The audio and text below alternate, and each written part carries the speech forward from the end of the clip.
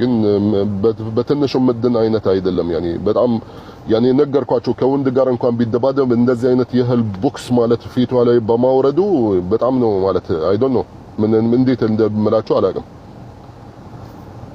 يعني ከባድ ነው እውነት አሁን ልትሄዱ ነው ወደ ቃስሚያ አሁን ኦሬዲ እሷ በአምቡላንስ ያው መራመድ በደንብ ስለማትችል ፈውዚያ ማለት አስፈቀድን ከነሱ ጋር ሄደች ማለት ነው አው እዚህ ወንድሞቿ ማለት እንደ ወንድሞቿ የሀገሯ ልጆች አሉ ከጎኗ ነበሩ ማለት ነው እነሱም እንትን ወደዛ እየሄዱ ነው ኦኬ ዛይድና ደግሞ ያለውን አሳውቀን ግን ታሚ እሷ ልጅቷ አሁን አውራቺ የተፈጠረውን ነገር ቃል በቃል ነገረች ለኔ ማለት እኔ በደንብ አልጠየቋትም እሱ አሁን አይደለም ኦሬዲ ቁጥሪ ጠየቁኝ እዛ ብሉስ ጣቢያ ምናልባት ትራንስሌት ላይኖራቸው ይችላል እኔ ጋር ሊደውሉ ከዛም በኋላ ያው ጥያቄና መልስ እዛ አንድ ላይ ነው የሚኖረው ገባሽ ኦኬ ኢሚዲየትሊ ማለት እዛ ይጠይቃሉ ከዛም በኋላ መልሱም ይመዘግባሉ በቃ ዋናው ህክምና ይደረግላት ምክንያቱም ደግሞ አሁን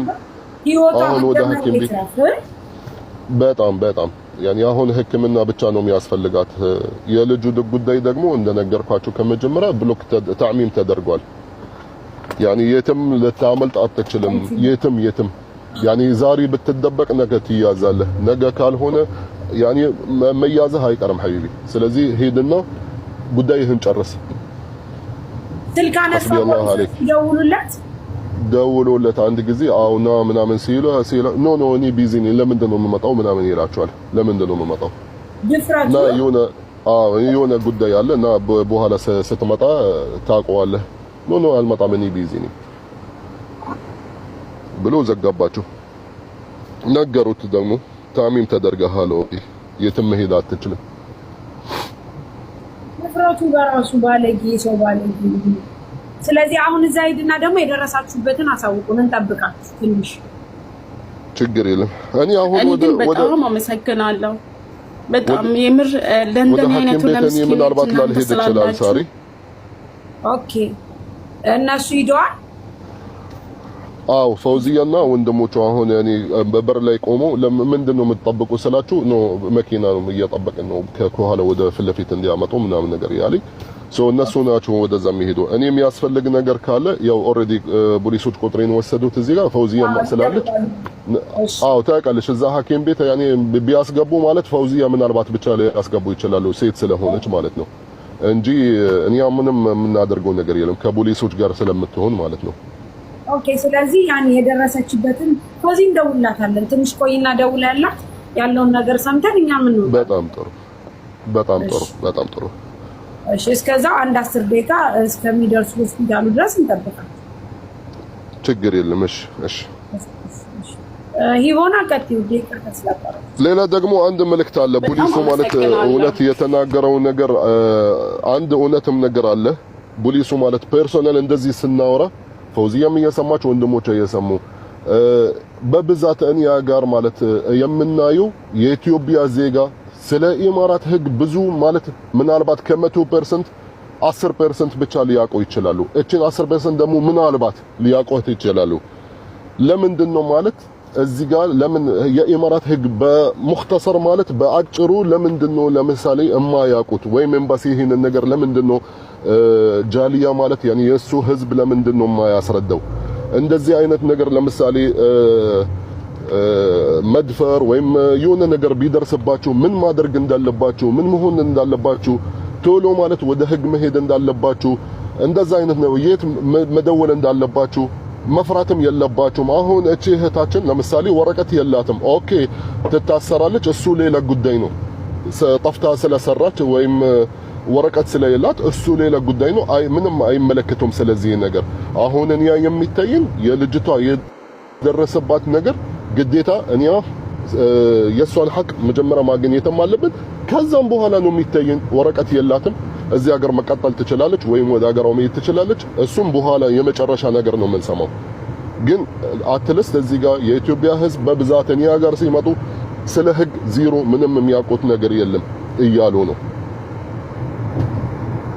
ስለዚህ እኛ ከድሮም ጀምሮ የምናወራው ማለት አሁን እኔ እንደማየው ልክ ኔፓል ኤምባሲ፣ ፊሊፒን፣ ሌላም ሀገሮች ያኔ ይበትናሉ። የኢማራት ህግ ምን ለምሳሌ የሆነ ነገር ቢደርስባችሁ እንደዚህ መደወል ትችላላችሁ፣ እንደዚህ ማድረግም ትችላላችሁ። ደሞዝ የማይሰጣችሁ አሁን እቺ ልጅ ማለት የምትለው እኔ የጠፋሁት 3 ወር ደሞዝ ስላልተከፈለኝ፣ እሺ ህጉን ብታውቀው ትጠፋለች? አጠፋም ነበረ። ስለዚህ አሁን ዋናው ማለት የህጉ ነገር የለም ነው አፍንጫውን ማትለው ምን ሳሪ የዱባይ ደላላ እና የዱባይ ኢጃዛ ቤት ያላችሁ ወንዶች ነፍሳችሁም እግራችሁም ገሃነም ነው የሚገባው። እኔ አላምናችሁም እናንተ ያላላ ማለት እቺ ናት ሻሻ ሰረቹራት ታች ላይ ያለችው ወይስ ሌላ ናት ናችሁ? ይሄ ኢትዮጵያ እየመሰላችሁ እኮ ነው ሳሪ። እናቴ ትሙት አንዳንዴ እኮ የኛ ወንዶች እዚህ ፊት በቀደም ምን እንዳደረገ ልንገርሽ።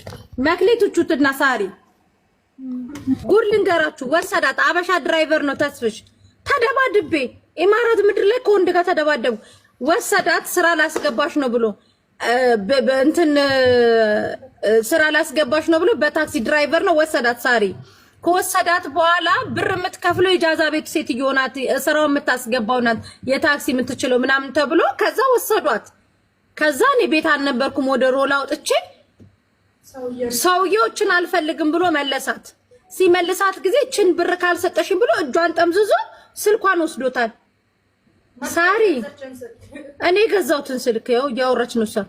እግሬም ጸጉሬም ጥፍሬም ሁሉ ነገር ነው የቆመው። እናቴ ትሙት ነው የምልሽ ደሜ ፈልቶ እሱ ጋር እስክደርስ ድረስ ባንድ እጄ በሷ ስልክ እሷን በሩ ጋር ጥሏት ብር ካልከፈልሽ እንትን አትይም ብሎ ስልኳን ቀምቶ ጥሏት ሄደ። ደወልኩለት። ስልኩን አሁኑኑ ታመጣዋለክ ወይስ ደግሞ ታርጋክ ስላለኝ አብረን ፖሊስ ጣቢያ እንሄዳልኩት። ታውቂያለሽ ከዱባይ ከዚች ቁርንፍድ ከሆነች ኢጃዛ ቤት ሴትዮዋ ቤት ጀምሮ እቤት በሬ ጋር አስመጣሁት። በሩን እንደዚህ ከፈትኩትኝና እንዲመታኝ እኮ ነው የፈለኩትኝና መቀመቅ እንድከተው ማለት ነው። በሩን ከፈትኩትኝና እኔ ቆም ያልኩት ሲጀምር ካሜራ የሌለበት አካባቢ ነው። ራሴ ልደልቀው ማለት ነው። እናቴ ትሙት በቃ እዛ እንዲዋጣልን ፈልጌ በጀርባ ጋር ቆም አልኩትኝ። ከዛ ሄደ ቆመ። ሄድኩኝ። ሲሄድ ሳሪ ኪሴ ውስጥ ድንጋይ ይዣለሁኝ። እናቴ ትሙት የሆነ ነገር ካላ አውጥቼ አፍንጫው ልለማ ሄድኩኝ። በሩን ከፈትኩትኝና ስጣት አልኩትኝ። ስጣት ስልኳን ስለ ቆይ ፕሊስ ተረጋጊ እህቴ። መጀመሪያ እኮ ደንፍቶ ነበር። ገገማ ሰገጤ ቋንቋ እንኳን የማትቺ ሰገጤ አረገኝ የምትይ ምናምን ብሎ አሾፎባታል እኮ ሪካርዶቹ ይላል። አበሻ ከዛ በሩን በርግድ አደረኩና ገባውኝና እንደዚህ ያስኩትኝና ስጣት ስልኩን ያልኩትኝ። እናቴ ትሙት ሳሪ በቃ በራሴ የሆነ የዱባይ ሲአይዲ ነው የሆንኩበትኝ። አረ ቆይ ተረጋጊ እህቴ፣ አረ ተረጋጊ፣ ቆይ ኢሞሽናል አትሁኚ፣ ስሜትሽን ተቆጣጣሪ ያለኝ ምን አባ ስሜት። ስልኳን ስጣት አልኩትኝ። ስልኳን ተቀበለና ሰጣት። ለሌላ ጊዜ ካልኩትኝ አንተ ማንም ስለሆንክ በአበሻ እየኖራችሁ አንተ ማንም ስለሆንክ ስልኳን የመቀማት መብት የለህም ብዬ ስልኳን አሰጣሁትኝና እናቴ ትሙት ሳሪ የመኪናው ኤሲ ያለ እላቡን ነው ያስመጣውበት። ደውዬ ፖሊስ ልጠራበት ስል ለመነኝ።